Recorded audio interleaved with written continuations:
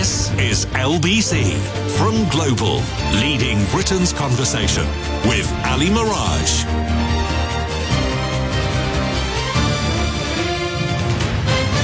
Ali Miraj on LBC, 2 minutes past 2. Now, Jimmy Carr, the comedian, has given a very long interview to the Telegraph this Saturday and talks about his new 6-part series he just made for Amazon, talking about his career and some of the themes he's touching on in this. I don't always find his comedy, to be honest, to my taste, but he is a very, very intelligent guy. If you listen to the Joe Rogan very long podcast that he did, it's fascinating, actually. He's highly intelligent and has got views on a range of things. But one thing I was not aware of was his love of cosmetic surgery. When asked in this interview if he says, well, a quote here, "Technically, the amount of Botox I've had is cheating," he says. And he admits to having a little bit of work done. And he says, a little bit? Christ, I'm like the fourth bridge. It never stops. So he's someone who's very openly talking about cosmetic surgery. And it's not the first time that the comedian has been open about receiving cosmetic, let's just say, enhancements. Just last year, he spoke of what he often tells his plastic surgeon when he wants things done to his face. I asked him about, is it buccal fat reduction, where they take out the fat there? I've always had chubby little cheeks. Right? It doesn't matter how much weight I lose. I could be 50 kilograms and I'd still have chubby cheeks. But they take out the fat from here, so you look like chiseled and modelly. The issue is, down the line, everyone age 50 goes, I need you to get the fat back in there. Mm-hmm. And it doesn't look as good when you put it back in, because that's what ages you. Sorry, I shouldn't laugh. Very, very interesting. Look, I'm not an expert on cosmetic surgery, to be honest. So I'm here to learn and listen from you. I have done a little bit of research. There was one piece I picked up here just from a few months ago. Love Island effect driving up demand for cosmetic surgery. The popular ITV dating show is behind, well, if you can call it that, is behind a surge in cosmetic surgeries, with teenagers sometimes as young as 15 wanting to recreate the Love Island look they see on TV. The Love Island effect is being blamed for the dramatic increase in the number of women, often young, seeking to have cosmetic surgery.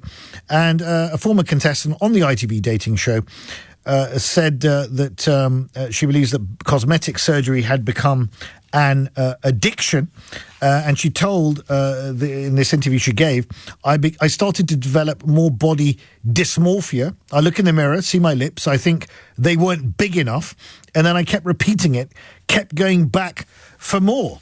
This is really, really interesting. I mean, you've got Julie Cameron, Associate Director at the charity The Mental Health Foundation, saying that the rise in young people seeking cosmetic procedures was a public health issue. She said young people are being encouraged to get into debt, seeking irreversible aesthetic procedures, which she said can have a, and I quote, detrimental effects on your wider physical health as well as your mental health. I think the general trend for everything to be happening much younger is a real concern, because when 15 and 16-year-olds make this decision to get lip filler, because they've been doing face routines and skin routines since the age of 10 and 11, where does it go next?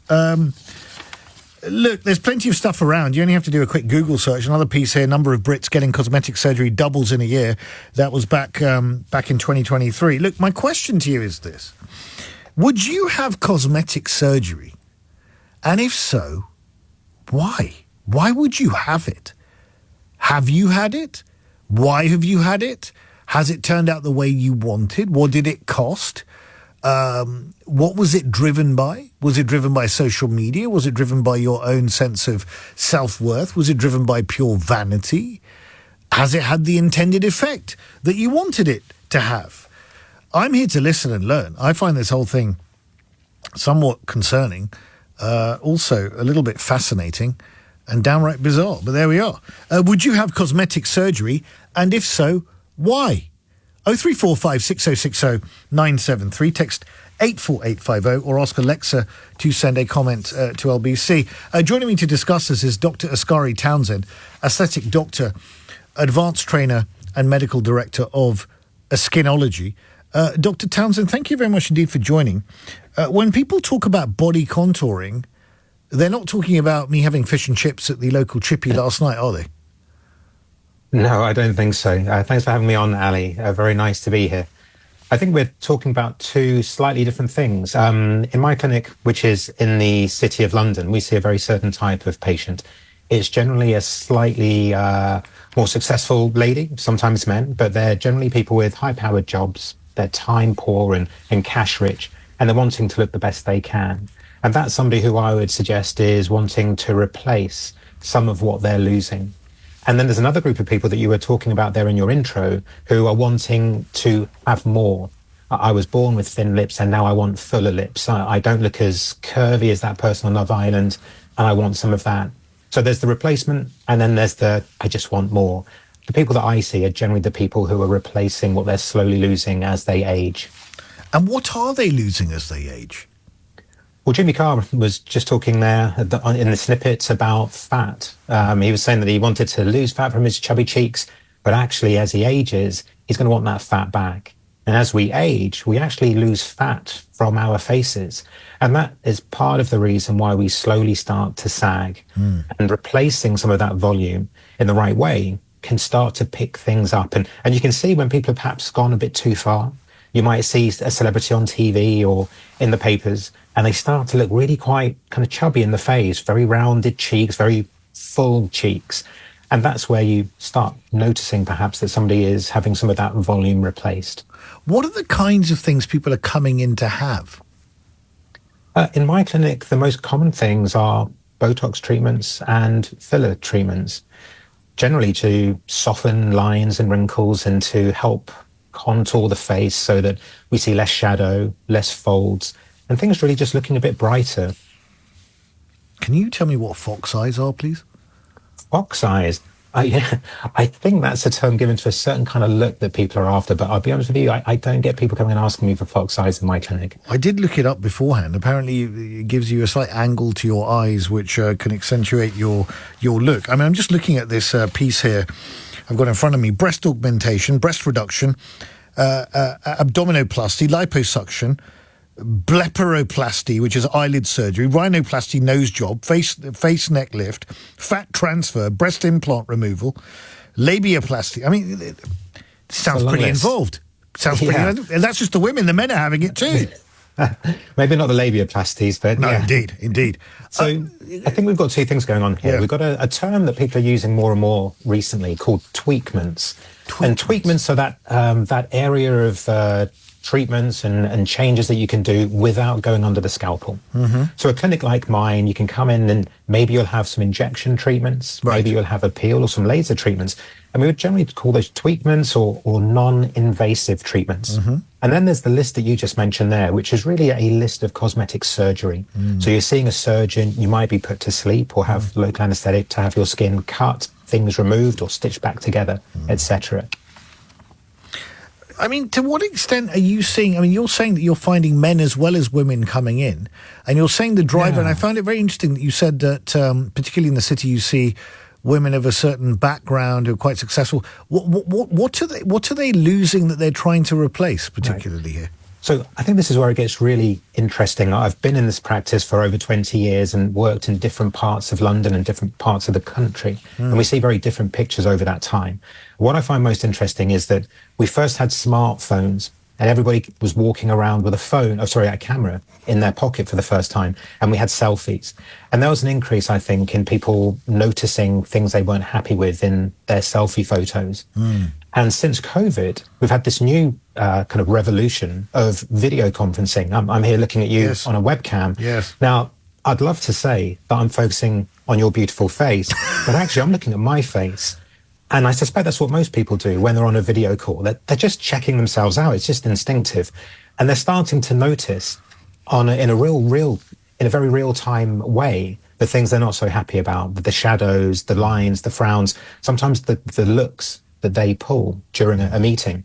And so I'm getting ladies who will come and see me and say, oh, do you know what? I've noticed that I frown in this really heavy way whenever I'm listening to somebody talk in a meeting, and I just don't like it. And that's the kind of thing that they'll be reporting in my clinic. Dr. Townshend, do you feel that there's a danger here? I mean, this point that I read out from before, from Julie Cameron, the Associate Director of the UK charity, the Mental Health Foundation, talking about this being a public health issue, younger people also getting involved in this more and more. Is this something that we should be more concerned about? I mean, if this is being driven by social media and aspirational looks from the likes of Love Island, is this a cause of concern for us? You know what? I think so. I've got two daughters myself. One's 11 and one's 13, and I speak to them on a regular basis about what I do, but also about, you know, what is it we're trying to achieve? What is beauty? What is natural? And I started off this conversation talking about how there are two kind of groups. They're the people that are wanting to replace what they're losing, and then there are people who want more. They're trying to build a different version of themselves, something that I would argue perhaps isn't natural. And I don't say that in a negative sense. People can do what they wish, right? I'm not sure that, you know, piercing your nose or your ear is natural, but lots of people do it, and my daughters do it, and that's fine. But I'm just suggesting that there are two different things going on here. And I think we do need to be careful about the ages that we allow people to do these things to themselves. You might be regretting what they do in the future. And we need to be careful, I think, about how much people are doing. And ultimately, right now, with the lack of regulation in my area, which, you know, we're very vocal about and are hoping is going to change, a lot of it comes down to the practitioner. One of the most powerful things I have in my own clinic, and I tell my patients this all the time, is that I say no. It's not a sweet shop. You're not going to come and tell me what I'm going to do to your face. We'll have a conversation, and if I think I can do something that's going to help answer the concerns you have, well, then I'll offer it to you if I think it's suitable. But if I don't, I'm going to say no. And I say no a lot. Interesting. That's very interesting that you say no a lot. Do things ever go wrong in the treatment? They certainly can go wrong. People need to be aware of the pros and cons, but I'll hasten to add, if things are done properly in the right environment by the right person, such as in my clinic, I rarely see problems. I really rarely do. Dr. Townshend, what can you do to help me? What can I do? Well, you're looking pretty fresh. That's very kind. I've got a spot on the end of my nose from when I picked it for when I was having too much chocolate. If you can help me there, then I'd be absolutely grateful. Give us a shout. We'll be happy to. Dr. Townshend, thank you so much. Dr. Askari Townshend, the aesthetic doctor, advanced trainer and medical director of ASKINOLOGY. Look, I know nothing about this topic. The furthest I got with cosmetic enhancement when I was biting a pit. No, not the kind of pit that you're thinking about when you think of Lando Norris in the Australian Grand Prix. A pit of a mango. Yes, I was having a mango, broke a tooth just before I had to go to New York on a business trip. Ended up having to eat with my back teeth the whole of the trip.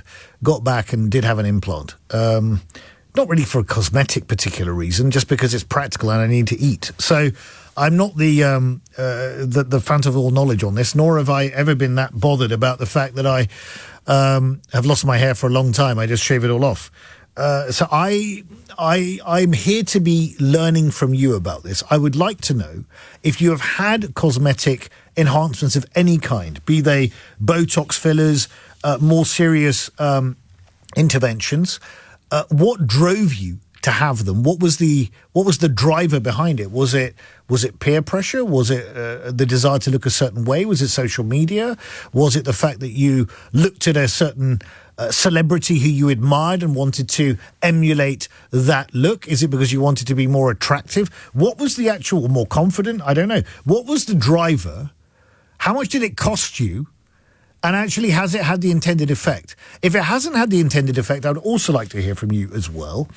And I'm also interested in parents picking up the phone and telling me if they have been concerned about their kids being attracted to this. If so, why? Where is it led? And what are you doing about it? How can you handle this in an age of social media and social media filters and looking a certain way?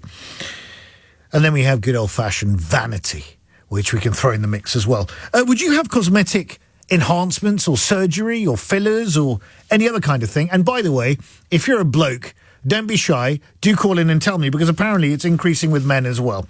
Would you have cosmetic surgery or enhancements? And if so, why? 0345 6060 973, text 84850. Ask Alexa to also send a comment to it. I wonder if Alexas had any cosmetic enhancements. I'll find out during the break. You're listening to Ali Miraj on LBC 217.